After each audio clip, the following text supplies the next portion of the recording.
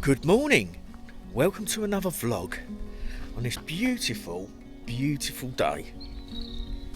Happy days, so lovely today, and I'm going to take you out on a walk.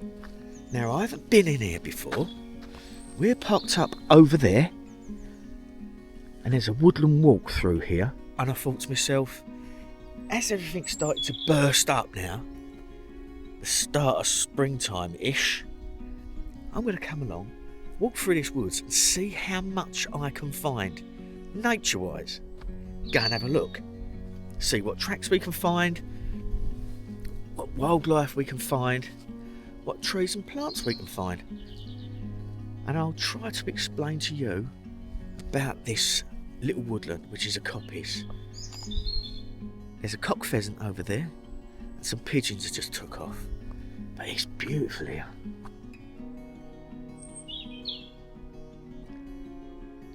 It's all pretty much a coppice. This is a hazel coppice here, and to coppice means that was once a tree. There's a deer's just run out of there. There we go, muntjac. See that?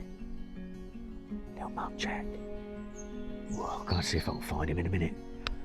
So, that would have been a tree. They've cut that. These would have been sun shoots coming out, and this prolongs the life of the tree, believe it or not, as long as you cut it correctly, so the water runs away from the middle of the stall. So this would have been used as a crop for making poles. If you can hear that, it's a buzzing overhead. God, we're doing alright so far, aren't we? Can you hear them calling? For making charcoal, etc, etc. And coppice comes from the French word coupe, which means to cut. And there's other trees in here also that's being coppiced, and I'll show you them in a minute. I'm going to see if I can sneak up on that muntjac. Went over there. And this tree here is hornbeam. Very hard wood. Basically, hornbeam is the old Anglo-Saxon words for horn is hard, beam is tree. This one looks like it's been nibbled by deer, this one. They tend to like these. Very sugary, sap rising on the inside of the bark. But they used to make oxen's yokes out of those. The best charcoal you can get, pretty much. And they used to make gunpowder out of it. And a lot of the gunpowder around the Brentwood area, probably from around here, because this is a big hornbeam coppice, ended up underneath the Houses of Parliament.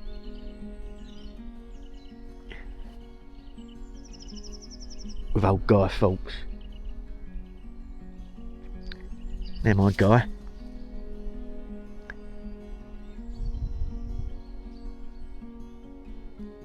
But you can see through here loads of coppicing. That's pretty much a full coppice. Pretty much of hornbeam. This has got to be an old coppice. Hornbeam's an excellent firewood as well. Throws out a lot of heat. Look at the size of that one through there. Now that muntjac run over there. I'm trying to creep through these woods as carefully as I can, speaking as quietly as I can, to see as much as we can. Ooh, what's over there? Here we go. Look at this. Wild garlic. Or ransoms. Look at that. Now, the easiest way and safest way to check if this is garlic or not is to rub the leaf and smell it. Flipping stinks of garlic. These are great in omelettes, salads and stuff like that. You can eat every part of the plant. However, you must be careful when you're foraging this stuff. To lift any bulb out of the ground, you need the landowner's permission. You need to collect away from where dogs can urinate. and always wash what you've foraged. However, I'll take the fair sized leaf. Yeah, there's a woodpecker over there. Now here is another plant altogether. Let's get out of the sun. Is another plant altogether. That's growing right next to it. Okay. That's got a bluebell growing underneath that. And you see that spear shape? Now, looks like a spear. Wild garlic doesn't have that. This is another type of plant called Lords and Ladies Arum. And it's very, very toxic to eat. It's full of basically a chemical that when you bite into it, feels like loads of little tiny needles burning into the inside of your mouth. You don't want to be eating this. You have to be careful. One of my friends had an organic veg box once with some harvested garlic in it, wild garlic, and then in amongst it, luckily he's an experienced forager, in amongst it was one of these leaves. If he'd have eaten it, he'd have been in trouble. Cuckoo pine, it's also called, or snake bit around Essex. It grows a white flower, cut flower, and then red berries at the end of the year. Very poisonous. However, that used to be farmed. That used to be farmed. And you remember the ruffs the old Tudors used to wear around their necks? They used to farm that because it made really good starch. The bulbs.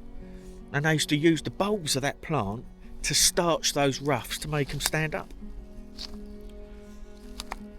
There you go. But I absolutely love coppicing. I've taught so much bushcrafting amongst places like this. This really feels like home. Like this honeysuckle coming up now. What's that up there? Great tits. I can hear the woodpecker and the buzzard calling. I say there's loads of this about. And this is the stuff you can rub and buff up and make a little bird's nest out of to light flyers. However, you don't want to take too much of it because dormice like to use that as nesting materials in their little nests. Go on, still taste that wild garlic. Well, stinks. See, there's more lords and ladies there. More lords and ladies there, right next to wild garlic. That's why you've really got to be careful when you're foraging that type of stuff.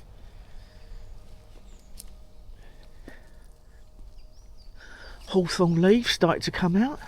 Now hawthorn leaves are edible too. They've just started to bud. This time of year, make a really nice salad item. It's the beginning of March.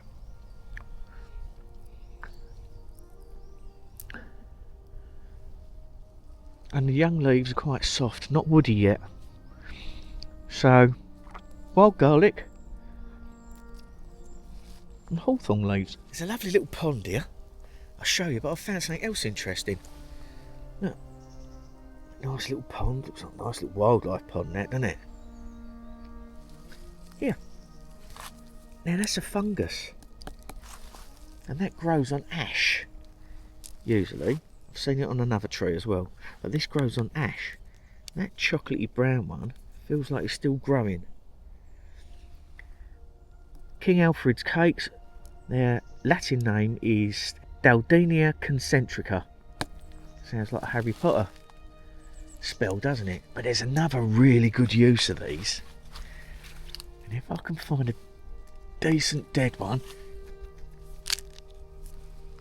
which that one is, but it's, there we go. You need a right nice dead one that's not wet. I'll take that one, stick it in my pocket, but I'll see if I can find a drier one. Oh, hang on. There we go. Now the best place to pick them are underneath branches, which for obvious reasons they'll be more dry. Also, don't pick the live ones, wait until they're dead.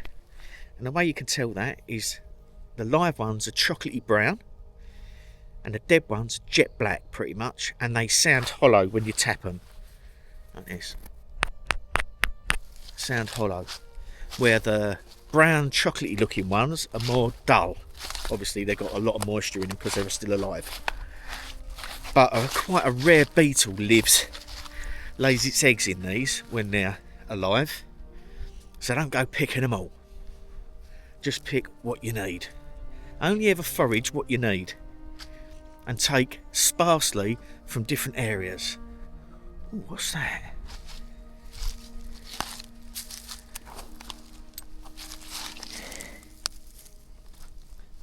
Oh, look.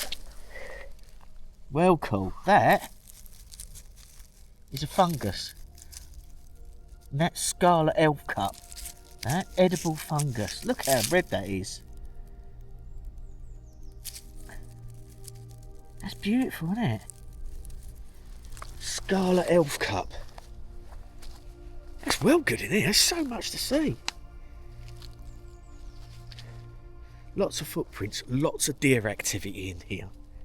So you could come and sit in here in the summertime. Just sit off the path.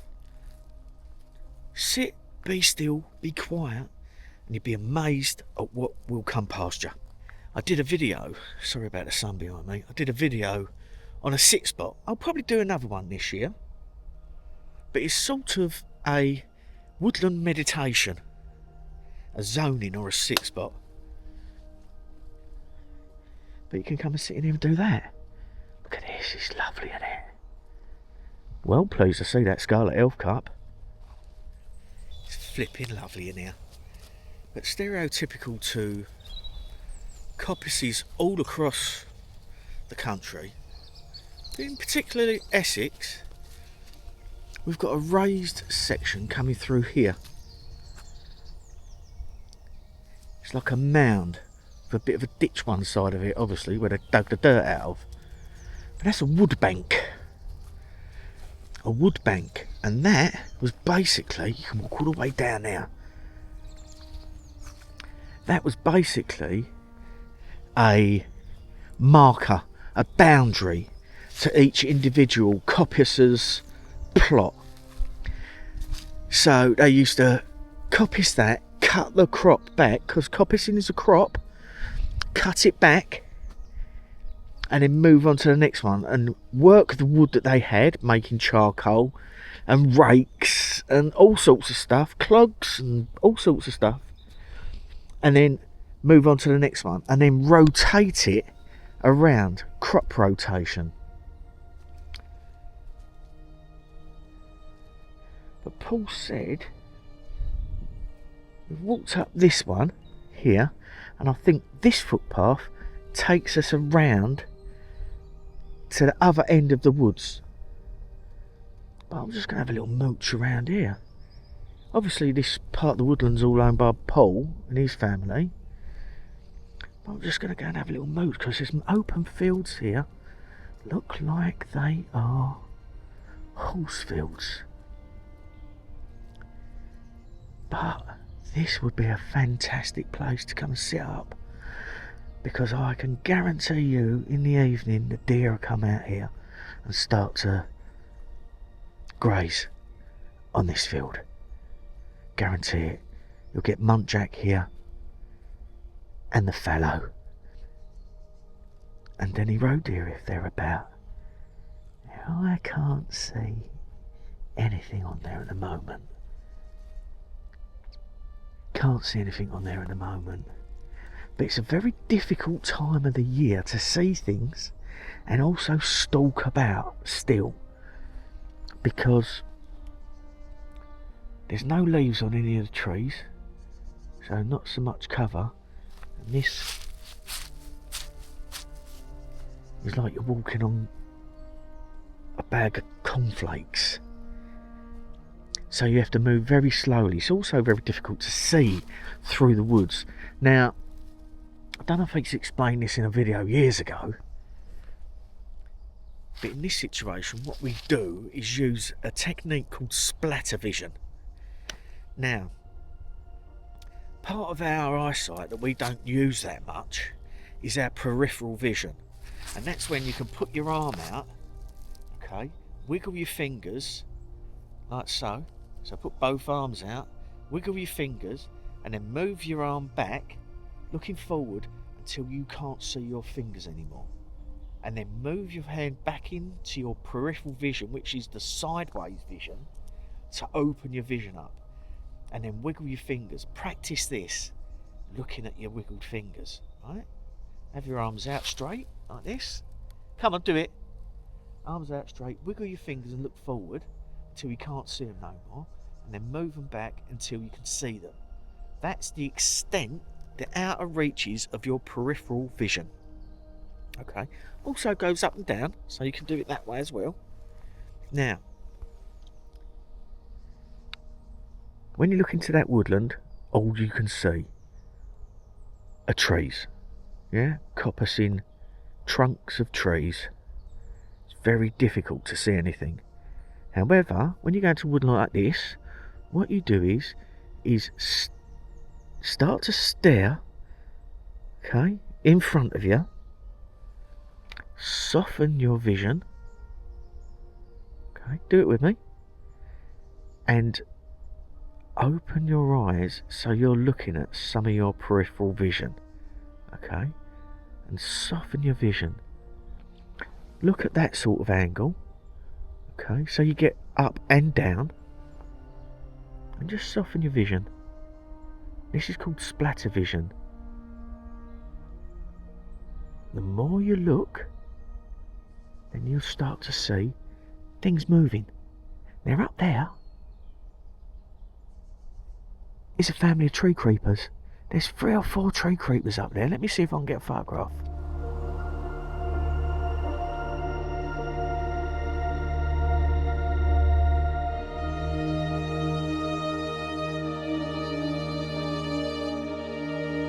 Got a couple of pictures. It's a fair way off. I'll stick them up for you. So basically what you do is you stare into the trees. After a while, the trees become the baseline. The trees become normal, and your eyesight will pick up any micro movements that's in that environment in front of you. So if you're on a big TV, you might be able to try this out now if you just stare at the screen. There are so many birds out there that you just cannot see. As soon as they move, well, look, if you look at this oak tree, the tree creepers are still there, creeping around on the tree, funnily enough. So that's a good little technique. You can try that anywhere in any woodland, any place, even in your garden. And it works with small stuff as well, so bugs, insects. But in this sort of environment, it's much needed, because that will help you spot movement in the undercover and in the canopy as well. There you go. Happy days. There's someone walking up here, they'll probably think I'm mad. I'll come out the other end of that woodland now. It's quite a big woodland. Goes all the way over there, right the way round, all the way along the back there. Over there. It's quite big.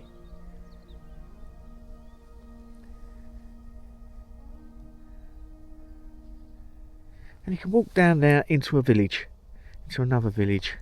There's one pub there, Fleur de something or other. And but it's not open Mondays or Tuesdays. But what a beautiful day. Flipping lovely. And you'll be watching this on a Sunday, so you'll be nicely tucked up in bed or having your breakfast while I'm out having a mooch telling you about stuff. Good news, like, aren't I? Now all the green you can see around here are all bluebells. Where the sun's actually hitting the woodland floor over there, they're growing a lot quicker.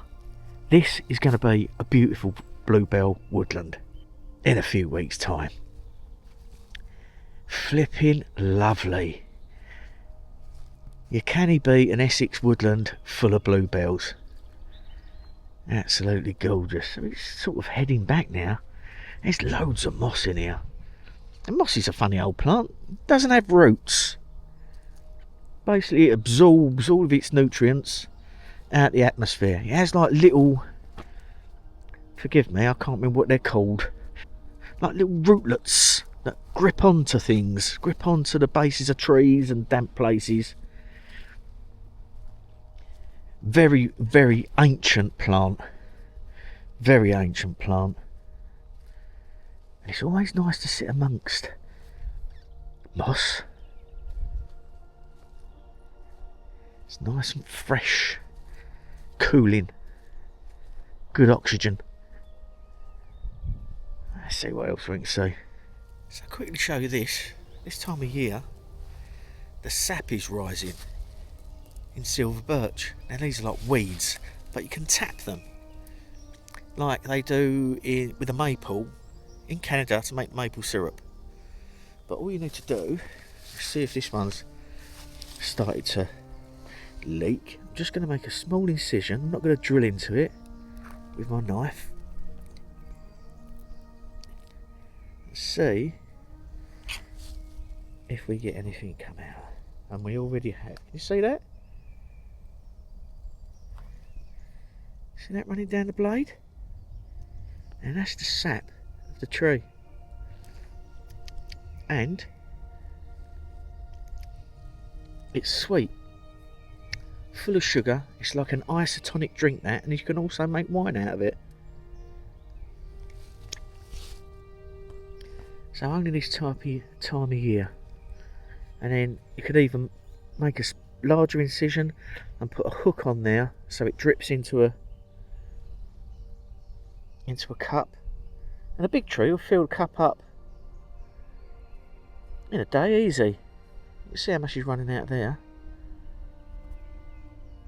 The Native American Indians used to call this tree the tree of life, because you can also scrape the back of the bark, the cambium layer, and add it to flour to bulk flour out. There's loads of stuff. So all I'm going to do is pull that out, push that back down like that,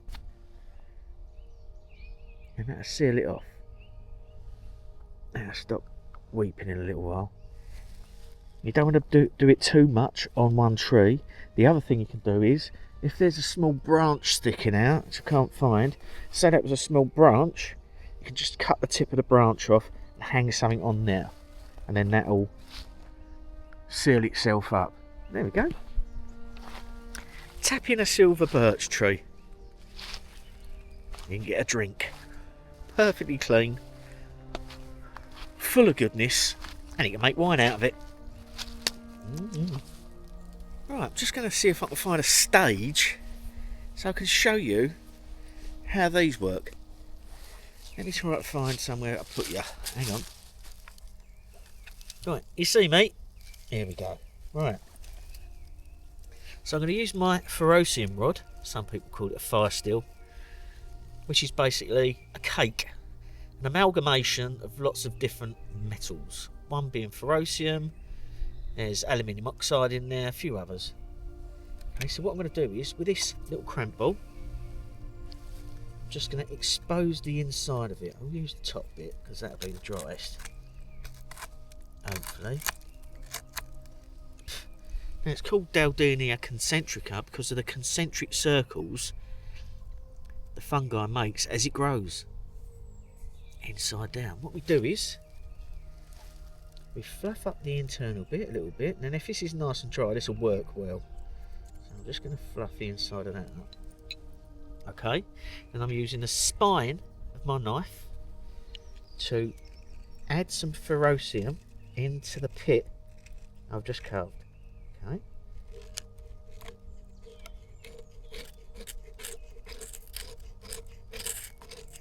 And then just basically rattle a load off inside there.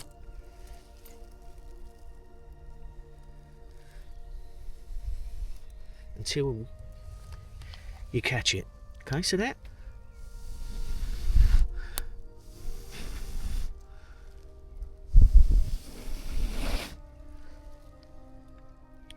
And that's now lit. We can add that to a tinder bundle to blow it to flame, but that will stay burning until the whole thing burns to bits. That. And if you've got another bit, you can touch it on there. Blow it. And now you've got 2 bits.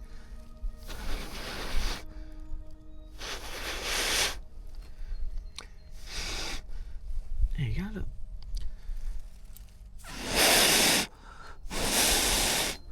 You can actually use that to cook on, and that will burn very, very hot. Also, the smoke coming off of there will keep mosquitoes away, so you can light a few of those around your encampment, and that will keep the mozzies away. But what you do is you build a nice tinder bundle out of a load of dry grass, like this. I collect a load of dry grass, birch bark, etc., clematis, add that to that, to the thing,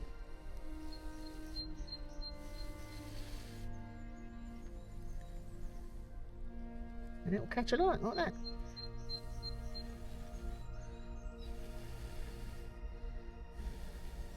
That is red hot now.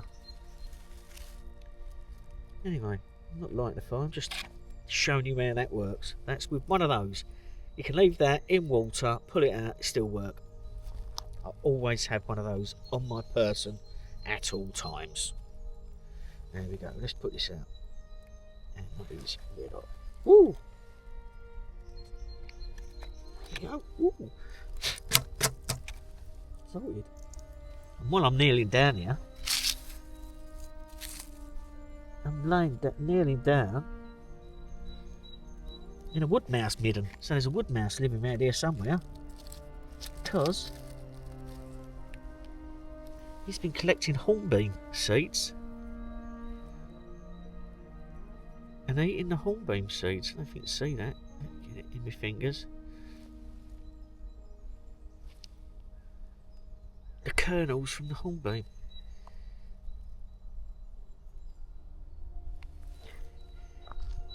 And he's been munching away, and there's loads of them down here. In amongst this lot. So he's in there somewhere, look. There. So there we go. There's so much to see in a woodland, if you know what to look for. So let me just stamp that out.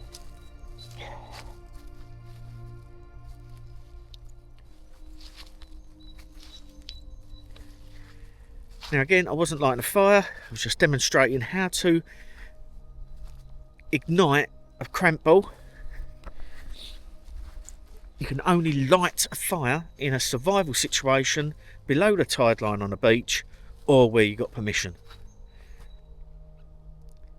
But it's flipping beautiful in here. I haven't been for a nice mooch through a woodland for so long. For so long. There's something up the end of this pathway I want to show you, because I found it yesterday. A couple of bracket fungi there, look.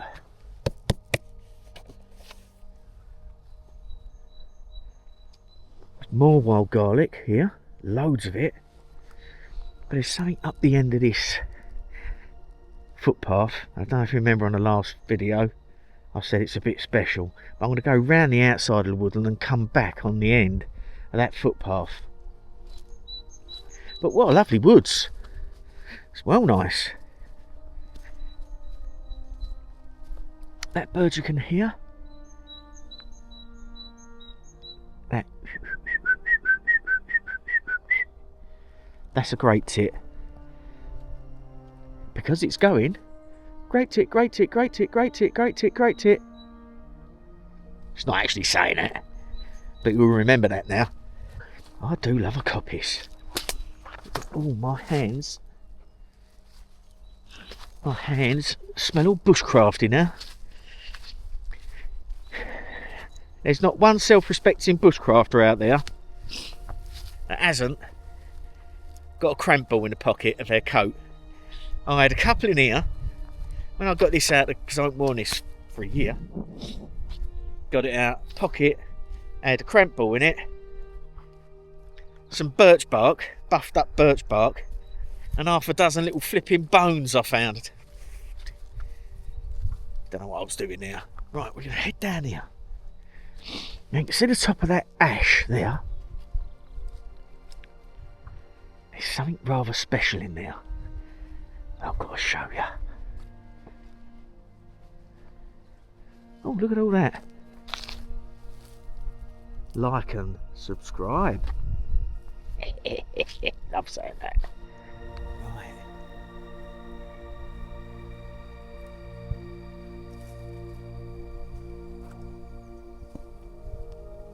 If you can see up there, it's pointed that way, hang on. Up there,